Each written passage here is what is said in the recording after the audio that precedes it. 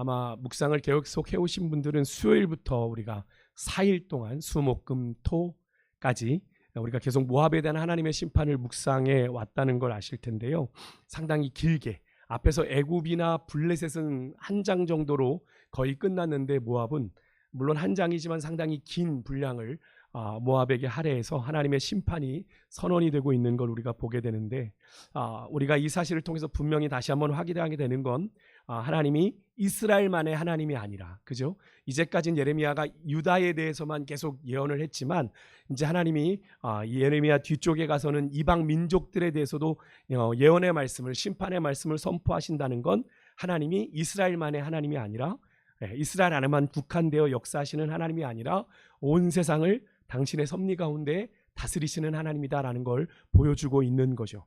이스라엘은 그런 하나님을 자꾸 자기들만의 하나님으로 제한하고 한정하여 다른 민족들에게는 아무런 영향을 주지 못하는 하나님으로 하나님을 축소하여 이해하곤 했지만, 우리 하나님은 성경을 통해 당신이 이스라엘이라는 민족에만 한정되어 역사하는 분이 아니라 온 세상의 주가 되셔서 모든 민족을 당신의 뜻대로 부르시고 또 다스리고 운행하실 수 있는 분이라는 것을 보여주셨죠. 여러분, 이스라엘의 하나님 이해보다 훨씬 크고 위대하신 하나님이심을 당신께서 스스로 역사 속에서 증명해 보이셨는데, 여러분, 이 사실은 우리에게도 동일합니다. 늘 말씀드리지만 우리가 자꾸 하나님을 믿는데 하나님을 자꾸 우리는, 그죠? 내 지식과 내 이해, 내 경험의 수준에서만 자꾸 하나님을 이해하려는 경향을 가져요. 그만큼만 믿으려는 생각을 합니다. 우리 인간이 가진 한계일지 모르겠어요. 내가 아는 만큼, 내가 받아들일 수 있는, 내가 인식할 수 있는 만큼만이니까요. 근데 올바른 하나님 이해는 아닙니다. 하나님은 우리의 지식, 우리의 이해, 우리의 경험보다 훨씬 더 크시고 위대하신 하나님이심을 우리가 절대로 잊어서는 안 되는 거죠. 그래서 그런 하나님을 먼저 경험한 시편 기자는 그 위대하고 놀라우신 하나님을 어떻게 감히 표현할 수 없으니까, 지금 우리 성경은 좀 바뀌었는데 옛날 개역 한글에서는 그 하나님을 이렇게 표현했어요. 이 말도 좀 독특해요. 신묘막측하다. 그래서 신묘막측하다. 하나님이 신묘막측하시다라고 고백을 했습니다. 우리 성경으로는 심히 기묘하다라고 개역 개정은 번역을 했는데, 영어 성경으로 보니까 원더풀하대요. 하나님이 하신 일이 원더풀하다. 우리가 감히 상상할 수 없는 하나님의 위대하고 놀라운 일을 시편 기자는 그렇게 고백을 했던 겁니다. 여러분, 그러하기 때문에 여러분, 우리는 우리의 지식과 이해, 경험으로 도무지 답을 찾을 수 없는, 우리가 마주하게 되는 현실에서 한계 상황, 절대 절망의 상황 속에서도 우리는 광야의 길을 만드시고 사막의 강을 만드시는 전능하신 하나님의 역사를 기대해야 될 줄 믿습니다. 우리의 끝이 아니라 하나님의 시작임을 믿으시고, 우리의 형실과 형편은 여전하더라도 하나님께 소망이 있음을 고백할 수 있는, 내게는 가능성이 없고 내게는 소망이 없지만 나와 함께 하시는 하나님께 소망이 있음을 믿고, 우리의 현실과 형편이 여전함에도 불구하고 믿음으로 나아갈 수 있는 여러분과 제가 될 수 있기를 주 이름으로 축복합니다. 그 하나님은요, 오늘 모압이라는 민족에 대해서 심판을 선언하세요. 여러분, 모압은 아시겠지만 이스라엘과 아주 무관한 사이가 아닙니다. 모압은 어디서 나왔죠? 아브라함의 조카 롯이 근친했죠. 자기들의 딸과 소돔과 고모라에서 나오다가 하필이면 부인이 고개 돌리다가 어떻게 됐습니까? 소금 기둥이 돼요. 그래서 아버지와 딸 두 딸만 겨우 소돔과 고모라에서 빠져나왔는데, 이 두 딸들이 남편들 다 두고 나왔잖아요. 그래서 소망이 없으니까 아버지에게 술을 가득 먹여놓고 번갈아 동침해서 난 자식들이 누굽니까? 모압과 암몬이죠. 그래서 모압은 이스라엘과 친척 관계예요. 먼 친척 관계입니다. 왜? 아브라함의 자손으로 이스라엘이 나왔기 때문에 아브라함의 조카인 롯에게서 나온 모압과 암몬은 아브라함과 친척 관계입니다. 그래서 신명기 2장 9절에 보면 하나님이 이 모압에게도 이스라엘처럼 기업을 주세요. 보시면 기업을 주시면 내가 롯 자손에게 어디를? 아르를 기업으로 주셨다라고 얘기합니다. 그리고 모압과도 너희들 괴롭히지 말고 싸우지 말아라 라는 말씀을 하십니다. 이스라엘이 가나안 땅 정복할 때 이 모압 그리고 암몬과 에돔은 하나님이 특별히 건들지 말아라 라고 명령하셨어요. 다 이스라엘과 직간접적으로 관계가 있는 자들이죠. 그죠? 모압도 암몬도 에돔도, 그죠? 에돔은 에서의 후손들이잖아요. 그죠? 그들도 하나님의 뜻을 따르면 얼마든지 하나님의 백성으로 살아갈 수 있는 기회가 주어졌던 겁니다. 그래서 하나님이 그들에게도 기업을 주신 거죠. 그들에게 기업을 주셨다는 건 그들을 인정해 주셨다라는 겁니다. 그래서 우리가 아는 모압 여인 누구죠? 룻. 룻의 이야기를 통해서 우리가 그 사실을 확인할 수 있죠. 이 룻은 이방 여인, 모압 여인임에도 불구하고 하나님의 뜻을 쫓아 어머니 나오미를 따라 유다 땅으로 돌아와서 보아스의 아내가 되어 누가 됩니까? 다윗의 증조모가 되죠. 그래서 보아스를 통해 다윗의 계보 속에 이 이방 여인인 룻이 함께하게 되는, 그러니까 이방 여인이라고 안 되는 것이 아니라 하나님의 백성 될 수 없는 것이 원천 차단되는 게 아니라 하나님의 뜻을 따르면 혈통을 뛰어넘어서도 하나님은 그를 당신의 백성 삼으신다라는 걸 우리에게 보여주는 거죠. 하지만 모압은요, 그런 하나님의 마음을 외면한 채 줄기차게 하나님의 계획을 가로막습니다. 이스라엘을 통해, 하나님의 언약 백성인 이스라엘을 통해 이루고자 원하는 하나님의 계획을 잡고 딴지를 걸었어요. 여러분, 출애굽한 이스라엘 백성이 가나안 땅으로 들어갈 때 유명한 사건이 있죠. 그 길목을 막았던 민족이 바로 모압입니다. 모압의 누가요? 발락 왕이 누구를 통해? 거짓 선지자, 이름도 비슷해, 발람, 그죠? 맨날 헷갈리는데 발락 왕, 발람 선지자, 그죠? 발락발람이 이름이 좀 그런데, 발람 선지자는 이스라엘을 저주하려고 했어요, 그죠? 근데 하나님이 막으시죠.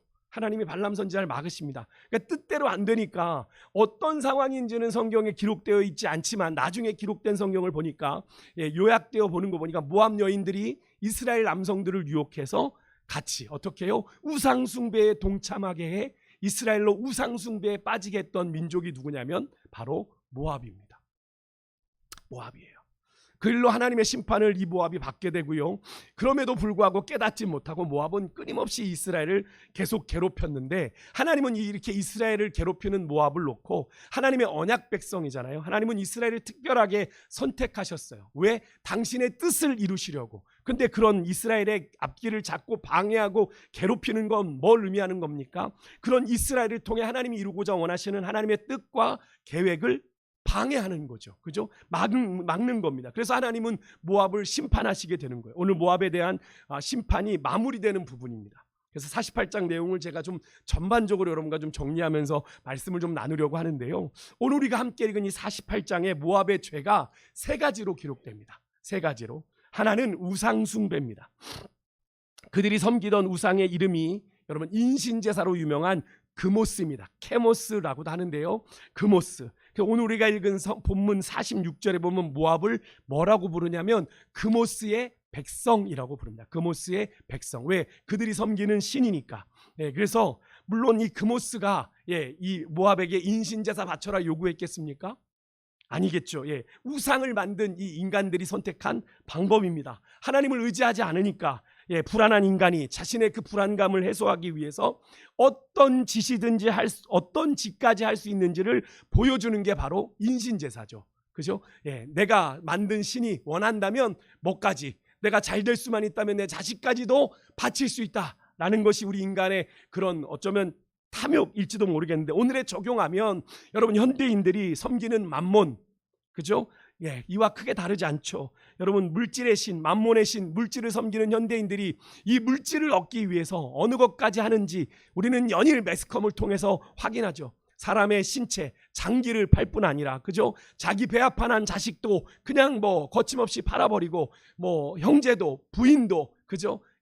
다 팔아넘기는 것이 오늘 맘몬의 신이 지배하는 우리의 삶의 현장이지 않습니까? 엄밀히 말하면 세상에 무신론자는 없습니다. 없어요. 자신이 절대적으로 의지하는 대상이 바로 그가 숭배하는 신이죠. 그래서 인간은 하나님을 예배하지 않으면요, 우상을 섬길 수밖에 없는 그런 존재입니다. 그래서 우상과 하나님의 본질적인 차이는 스스로 존재하는 신인가 아니면 내가 만든 신인가. 우상은 우리가, 그죠? 우리가 만든 신이잖아요. 그러니까 자신의 손으로 만든 신을 의지하는 우상숭배, 여러분 얼마나 어리석은 짓입니까? 그런데 그게 인류 역사 속에서 끊임없이 계속되어 왔다라는 것. 하지만 이스라엘은 금송아지, 모압은 그모스를 만들어 자신들의 신을 섬기다가 결국 하나님의 심판과 하나님의 재난을 당하게 되는 건데요. 그래서 모압의 첫 번째 죄는 뭐냐면 우상숭배예요. 우상숭배. 두 번째 모압의 죄는 교만입니다. 교만. 오늘 새벽에 묵상한 말씀을 보시면 하나님께서 모압의 교만을 그냥 교만으로 표현하지 않으시고 심한 교만이라고 얘기해요. 오늘 우리가 읽은 본문 앞쪽에 보면 심한 교만이라고 얘기하시며, 그 심한 교만을 어떻게 표현하시냐면 모압이 자고하고 오만하고 또 자기 자랑하기 좋아하고 그 마음이 거만했다라고 하는 아주 그냥 교만에 좀 비슷한 표현들은 다 써서 하나님이 그들의 교만을, 모압의 교만을 고발하세요. 모압의 교만을 심한 교만이다. 그러니까 모압이 이렇게 교만하게 되는 이유가 있는데, 이 모압이 나름대로 평안하고 부유한 삶을 살았습니다. 48장 11절에도 모압을 놓고 이렇게 표현합니다. 젊은 시절부터 평안하고 포로도 되지 아니하였으므로 그들이 교만해졌다. 그들이 젊은 시절부터, 그들이 전성기 때부터 그죠, 평안하고 포로도 된 적이 없대요. 그러니까 모압은 실제적으로 보니까 지형적으로 또 지리적인 특성상 주변 나라들과는 다르게 외세의 침략을 거의 받지 않았다고 합니다. 그리고 북쪽에는 아르논 강이 흘러가지고 그 풍요로운 수원을 갖추고 있어서 포도 농사도 잘 됐고, 농업의 생산도도 높았대요. 그로 인해서 또 목축도 했고요. 그러니까 뭐 안 되는 게 없는 거예요. 목축업, 농업, 그죠? 뭐 과수 농과, 그다음에 뭐 모든 것들이 그 다른 주변들보다 풍요로운 나라가 바로 모압이었습니다. 또한 7절에 보니까 모압이요, 자신의 업적과 보물을 의뢰했다라고 고발하는데, 그러니까 외세의 침략을 받지 않으니까 약탈을 당할 일이 없는 거죠. 그러니까 모으는 족족 어떻게 해요? 그들의 보물이 쌓아지는 겁니다. 그러니까 많은 보물을 빼앗기지 아니하고 잘 쌓아둘 수 있었고요. 그것을 통해 그들은 어떻게 해요? 마음이 점점 스스로도 높아졌고, 그로 인해서 우리는 강하고 안전하고 우리의 내일도, 오늘뿐 아니라 내일도 문제 없을 거다라고 하는 자만이 그들의 마음을 지배했던 겁니다. 너무 잘 되니까, 너무 평탄하니까. 하지만 하나님은 그런 모압의 교만을 꺾으시고 아주 철저하게 심판하시겠다라고 말씀하시는데, 오늘 새벽에 묵상한 33절에 보니까요, 그들의 땅에서 기쁨과 환희가 사라지고 그들의 풍성한 수확물을 탈취하는 자가 나타난대요. 그리고 그들의 땅에 주산물인 포도로 만드는 포도주가 끊어짐으로 인해서 그들의 외침이 기쁨과 환희가 가득한 늘 즐거운 소리가 오가는 모압 땅이었는데, 더 이상 즐거운 외침이 되지 못하게 하시겠다. 그래서 결국 모압이 582년에 바벨론 느부갓네살에게 멸망을 당해요. 그러니까 그들이 교만을 하나님이 징계하신 거죠. 유다를 치셨듯이요, 그죠? 유다가 586년에 멸망을 당했으니까 그들은 584년 뒤에 멸망을 당하는데, 여러분 베드로전서 5장 5절에 보면 하나님은 누구를 대적하신대요? 교만한 자를 대적하신다고 분명히 말씀하셨는데, 오늘 이 모압의 심한 교만을 하나님이 더 이상 두고 보실 수가 없어서 하나님이 아주 그들을 철저하게 심판하시는 것을 우리가 보게 됩니다. 근데 여러분, 혹시 우리가 이런 모압의 교만을 좀 묵상해 보면서 우리들에게는 이 모압처럼 우리 힘으로, 여러분 스스로의 노력으로 쌓아놓았다고 생각하고 바라보며 스스로 마음이 높아지게 만드는 그런 것 없으십니까? 그것이 물질이 될 수도 있고요, 돈을 많이 쌓아놓으신 분, 인생을 살아오며 또 지위와 명성을 많이 쌓아놓으신 분, 또 좋은 인맥을 많이 쌓아놓으신 분들 있으실 텐데, 물론 이것들이 지금까지 여러분들이 수고한 인생의 결과고 또 수고의 열매이지만, 그렇게 여러분들이 쌓아놓은 것들 때문에 여러분 하나님 앞에서 여러분의 마음이 높아지고 있다면, 그것으로 인해서 여러분의 마음이 높아지고 있다면, 여러분 그것은 축복이 아니라 저주가 될 수 있다는 사실을 여러분 우리는 절대로 잊어서는 안 될 겁니다. 세 번째로 모압의 죄는요, 첫 번째가 뭐였어요? 모압의 죄가 우상 숭배, 두 번째가 교만, 세 번째가 무정함입니다. 무정함. 오늘 새벽 묵상한 27절에 보니까요, 하나님이 모압을 향해 이렇게 말합니다. 이스라엘을 그가 도둑질하다 들킨 사람처럼 취급했어요, 모압이. 그리고 이스라엘을 향해 머리를 흔들며 너가 조롱하지 않았느냐, 이렇게 말씀을 하시죠. 앞에서도 말씀드렸지만 모압은 이스라엘의 형제고 친척 사이입니다. 그러면 그런 북이스라엘이 여러분 악수르에게 이미 722년에 멸망을 당할 때 그들의 형제인 이 이스라엘의 멸망을 보고 모압이 되게 조롱하고 기뻐했어요. 아이고 꼴 좋다. 그런 형제의 아픔에 공감하기보다는 외면하고 오히려 조롱과 비난거리로 삼았던 것. 여러분 하나님은요, 그것을 잊지 않으시는 거예요. 하나님은 우리 주변의 형제의 아픔, 어려움을 어떻게 대하는지를 정말 중요하게 여기세요. 여러분 그건 예수님도 마찬가지 아니셨습니까? 예수님께서는 특별히 그런 말씀을 참 많이 하셨는데, 그 중에 하나가 마태복음 10장 42절, 누구든지 제자의 이름으로 이 작은 자 중 하나에게 냉수 한 그릇이라도 주는 자는 내가 진실로 너희에게 이르노니 그 사람이 결탄코 상을 잃지 아니하리라. 말씀하신 것이 그 중에 하나죠. 여러분, 제자의 이름으로, 그럼 이 제자의 이름으로라는 건 너희가 그리스도의 제자라면, 그죠? 주변에게, 그죠?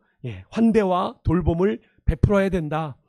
그 소자 중에 냉수 한 그릇 원하는 자들이 있으면 베풀고 나누고 섬겨야 된다. 그러면 예수님께서 그 상을 절대로 잊지 않을 거다라고 말씀을 하고 계시는 건데, 여러분, 우리는 어떠합니까? 그럼 우리는 우리 주변의 이웃들의 아픔과 넘어짐을 어떤 마음으로 바라보고 있는지, 나랑 직접 연관이 없다고, 상관이 없다고 그냥 외면하고 있지는 않은지, 혹시 오늘 본문에 나오는 모압처럼 너무나도 무정한 눈과 마음으로 자신의 부와 성공에 취해서 나는 아니니까, 여러분, 이웃의 아픔과 넘어짐에 대해 어떤 연민도 동정도 느끼지 못하는, 남이야 어찌되든 관심 없는 너무나도 비정한 인생을 살아가고 있지는 않은지, 여러분, 우리의 삶을 좀 돌아보길 원해요. 오늘 이 시대가 그런 시대잖아요. 개인주의가 만연해지면서 나만 아니면 괜찮은, 나만 당하지 않으면 괜찮은, 언젠간 그 일이, 그래서 그런 얘기 하잖아요. 언젠간 당신도 그 일의 주인공이 될 수 있습니다라고 얘기하는 것들이 그런 것 아닙니까? 누구나 그럴 수 있는데 내가 아니면 괜찮다고 하는 그런 것들이 너무나도 만연돼 있는 거죠. 누구도 돌아보지 않은 겁니다. 내일 아니면. 그런데 가끔 우리가 이제 유튜브나 이런 것들을 통해 보면 이제 그러잖아요. 그런 사회운동하는, 그런 누군가가 어려움을 당했을 때 사람들이 돕는지 안 돕는지를 이렇게 확인하는 유튜브 영상들 보다가 우리가 되게 감동하잖아요. 그죠? 어려움을 당하고 있는 친구들 뭐 어떻게 돌보나, 어떻게 챙겨주나, 그 정도로 사회가 각박해져 가는데, 그런 영상들을 통해서 우리가 주변을 돌아볼 줄 알아야 된다고 사회도 이야기하는데, 성경은 우리에게 분명히 이야기하고 있다는 거죠. 결국 하나님은요, 그런 모압, 너무나도 비정하고 무정한 모압을 오늘 본문 38절에 보니까 마음에 들지 않는 그릇을 깨트리듯 깨트리시겠다라고 말씀을 하십니다. 로마서 9장 21절에 하나님은 당신을 가리켜 토기장이라고 말씀하셨죠. 당신의 뜻대로 내가 귀 쓸 그릇, 천이 쓸 그릇을 만드는 그런 권리가 있다라고 말씀하신 그 토기장이 되신 하나님께서 당신의 뜻 가운데서 모압을 빚으셨는데, 그들이 하나님의 마음에 들지 않는 그릇이 되어 그들을 결국 깨트리시게 되었다라는 걸 말하고 있는 건데요. 그로 인해서 그들이 지금까지 애쓰고 힘써 모으고 성취했던 그들의 모든 자랑거리, 업적, 보물을 포함한 모든 것들을 그들이 잃어버리게 될 것이고, 그 땅에서 기쁨과 환희의 소리가 다 사라지고 오히려 애곡하는 소리가 그 자리를 메우게 되고, 모압은 멸망을 당해 더 이상 나라를 이루지 못하고 사라지게 된다라는 말씀을 하십니다. 그 결정적인 이유가 42절에 보니까 이렇게 나옵니다. 모압이 여호와를 거슬러 어떻게 해요? 자만하였으므로. 이 말은 모압이 여호와를 거슬러 스스로 마음이 높아져 교만하게 행했기 때문이다 라고 하는 거죠. 하나님도 안중에 없는 모압이 되어버렸던 겁니다. 모압은 자신들이 가진 평안과 번영이 자신들의 힘과 노력으로만 이루어진 것이냐, 오만했고 자고했고 그로 인해 거만함으로 심하게 교만했고, 그것이 하나님이 그들을 심판하시는 결정적인 이유가 되었다라는 겁니다. 여러분, 이렇게 교만이 창조주 하나님, 내 삶의 참 주인 되신 하나님을 떠나는 결정적인 이유가 되고, 그로 인해 하나님의 정말 결정적인 심판을 불러온다라는 사실을 우리가 반드시 기억해야 되는데요. 사실 오늘 본문의 이런 모압의 모습을 우리가 보면서 우리는 그렇게 생각할 수 있어요. 나는 그 정도의 교만은 아닌데, 그들이 워낙 심한 교만이니까. 근데 여러분, 이런 모압의 이런 심한 교만이 처음부터 이렇게 심한 교만이었을까요? 그들은 아예 교만에 타고나서 심한 교만을 가졌을까요? 아니죠. 하나님 없이도 모압은 내가 스스로 이룬 것 같은 삶의 업적들이 생기고 결과물들이 생기고 그걸로 인생이 충분히 사라지기 시작하니까 하나님의 뜻을 조금씩 무시했어요. 외면한 채 살았어요. 그런데 그들이 사라지더란 말입니다. 그런 데서 교만이 싹트기 시작한 거예요. 즉, 하나님이 그들의 인생에 베푸신 은혜를 잊어버린 데서 시작하는 것이 바로 교만입니다. 교만이에요. 더 심각한 문제는 이러한 사실을요, 정작 교만한 사람들은 잘 모른다는 거예요. 내가 교만한지 몰라요. 그래서 자신이 교만한다는 생각을 하지 못합니다. 그러나 그렇기 때문에, 그러니까 더 심각한 건 교만해서 돌이킬 생각도 안 한다는 것이 더 무서운 거죠. 교만한지 모르니까. 그래서 여러분 오늘 말씀에 언급된 이 모압의 교만을 통해서 우리들의 모습은 그러하지 않은지를 잘 돌아보셔야 돼요. 내 마음이, 내 삶에 내가 만들어 놓은 여러 가지 업적, 여러 가지 결과물들을 통해 우리의 마음이 높아져 있지는 않은지, 하나님 없이도 살 수 있다는 마음이 은연중에 우리 안에 틈타고 있지는 않은지를 잘 돌아보셔야 됩니다. 여러분, 하나님께서 결국 목선 모압에게 43절에 보니까 이렇게 심판하세요. 두려움과 함정, 올무가 닥치게 하시는데, 여러분 그동안 근심과 염려가 없이 너무나도 평안하고 부유했던 이 나라가 이제는 하나님이 그들에게 두려움과 함정과 올무를 닥치게 하시니까 불안과 공포에 사로잡히게 됩니다. 여러분, 그러니까 하나님이, 평안도 하나님이 주시는 거예요. 그죠? 여러분, 우리가 안전하게 염려 없이 사는 것도 하나님이 주셔야 되는 은혜입니다. 그러니까 우리가 평안하게 사는 것, 내가 좀 돈 좀 벌어놓으니까 마음이 편안한 애가 아니란 말이에요. 그죠? 하나님이 주시는 애, 하나님이 한순간에 모압, 풍요롭고 부유해서 뭐 더 이상 모자랄 것, 부족한 것 없어 보이는 모압에 하나님이 두려움과 함정과 올무를 닥치게 하시니까 그들이 불안해졌어요. 그들이 지금까지 근심과 염려 없이 산 것이 그들의 능력이 아니라는 걸 하나님이 반드시 보여주고 계시는 거죠. 이어지는 44절에 보니까 그들이 두려움에 도망하다가 함정에 빠지고, 운이 좋아서 함정에서 빠져나오더라도 뭐에 걸린다고 얘기하세요? 올무에 걸린대요. 설상가상이에요. 하나님의 심판이 얼마나 철저하게 모압에게 임하는지, 두려움에서 빠져나오면 함정에 빠지고, 함정에서 빠져나오면 올무에 걸리는 너무나도 두려운 말씀. 모압이 하나님의 심판을 피할 길이 찾아보려고 하지만 아무 소용이 없다, 아무 길도 없다라는 걸 보여주는 거죠. 그렇게 천의 요새 같았던 모압의 성읍들, 외세의 침략도 받지 않았던 그 모압의 성읍들이 다 불타게 되고, 그 불을 피하더라도 그 모압의 자녀들은 다 포로로 끌려갈 것인데, 그렇게 모압의 남은 미래마저도 남김없이 하나님이 지워버리시는 그런 아주 철저한 심판을 모압에게 내리게 되는 것을 우리가 보게 됩니다. 그러기 때문에 여러분, 우리는 하나님의 이러한 철저한 심판이 오기 전에 하나님 앞에서 여러분 하나님의 시선을 피해 도망갈 궁리하지 마시고, 여러분 우리가 어떻게 하나님께 돌아갈까를 궁리하는 것이 지혜인 줄 믿습니다. 하나님이 깨닫게 하셨을 땐 내가 하나님 앞에 어떻게 돌아갈까, 내가 너무 죄스러운데 부끄러운데 그럼에도 불구하고 내가 하나님 앞에 어떻게 돌아갈까 고민해야지, 어떻게 이거 감추고 내가 하나님 피해서 살아볼까 궁리해서는 안 되는 거예요. 여러분, 오늘 본문처럼 하나님의 빼도 박도 못하는 심판이 닥치기 전에 여러분 회개하는 것이 은혜라는 사실을 여러분 꼭 기억하셔야 됩니다. 끝으로 오늘 본문이 그런데 좀 더 은혜가 되는 건 뭐냐면요, 하나님의 심판이 끝이 아니라는 거예요.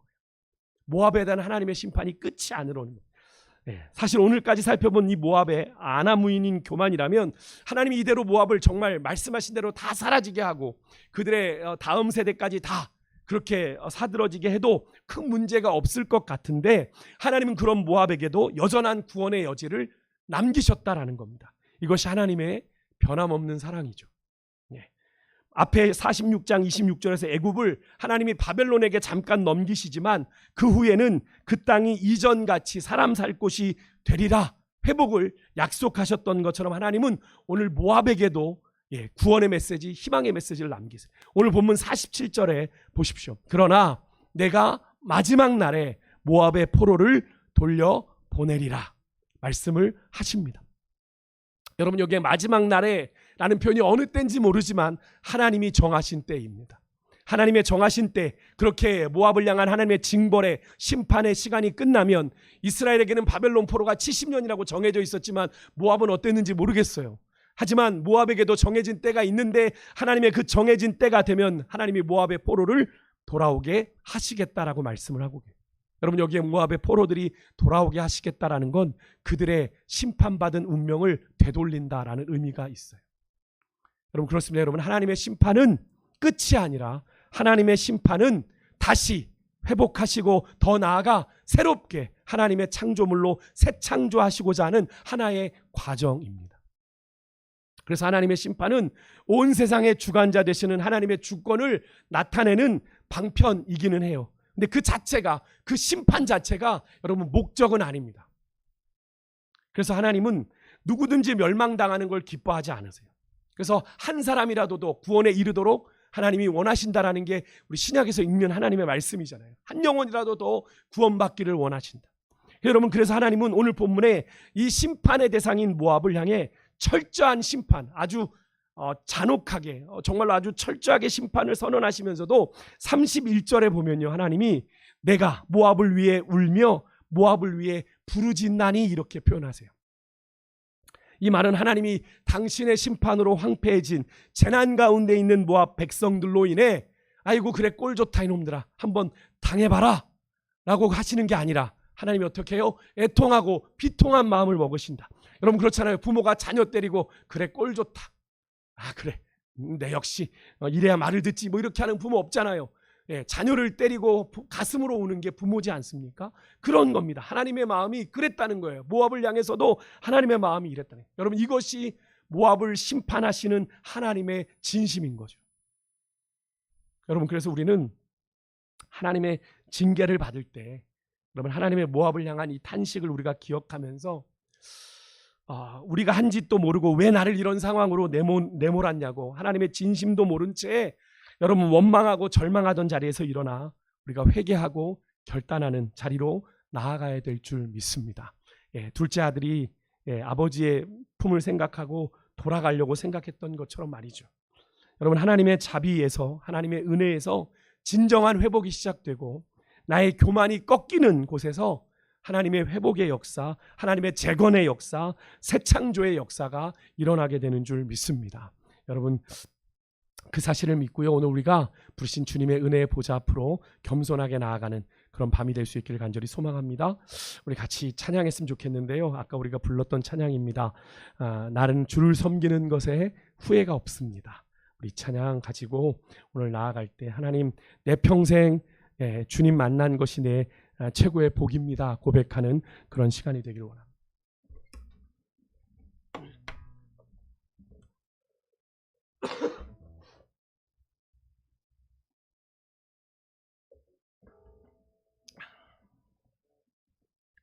같이 찬양하겠습니다. 나의 평생